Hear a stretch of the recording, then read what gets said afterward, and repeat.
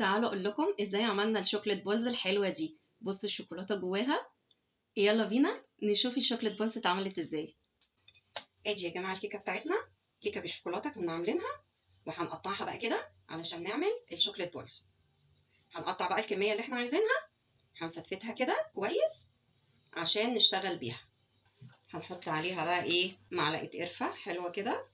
انا بحب القرفه قوي، اللي مش عاوز عليها قرفه او ما بيحبش القرفه فهو ممكن يشيل خالص موضوع القرفه ده.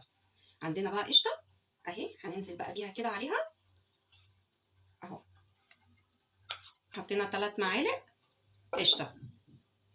عندنا بقى نص كوبايه لبن هننزل بيها. عندنا بقى بندق مجروش، هنرش كده ايه عليها رشه. عندك سوداني مجروش، عندك اي نوع من انواع المكسرات، تمام مفيش اي مشاكل اهي. يلا قلبها كده. هنحط قشطه، هنحط لبن لغايه ما العجينه تتماسك معانا وتبقى كده وتعمل معانا الكره بتاعتنا دي. ويلا بينا بقى نشوف هنعمل ايه.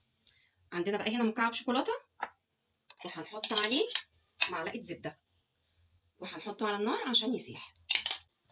ادي الشوكولاته بتاعتنا سيحناها، وهنبتدي بقى نعمل الشوكليت بولز بتاعنا اهو. هنعمل بقى الحجم اللي احنا عايزينه اهو. نعملها كده، بصوا هنخرمها كده خرم من النص اهي. بصوا ازاي اهي كده. هنجيب بقى هنا شوكولاته وهنحط جواها شوكولاته اهي، وهنقفل عليها كده اهي. بصوا اهي بس كده. نبتدي بقى نعمل ايه، ننزلها في الشوكولاته اهو. نغرقها كده اهي. بصوا اهي، ونحطها هنا ونعمل غيرها. يلا بينا اهي، نعمل واحده كمان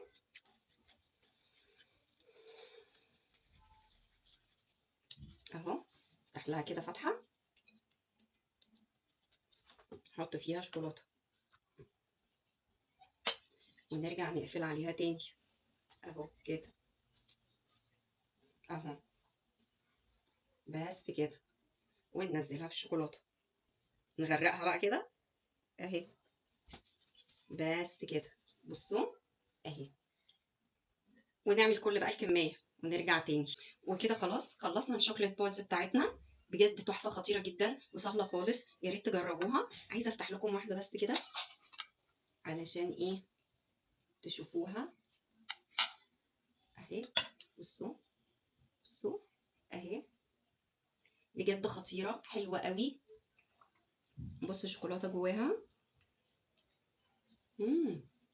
انا بحبها قوي والولاد بيحبوها جدا.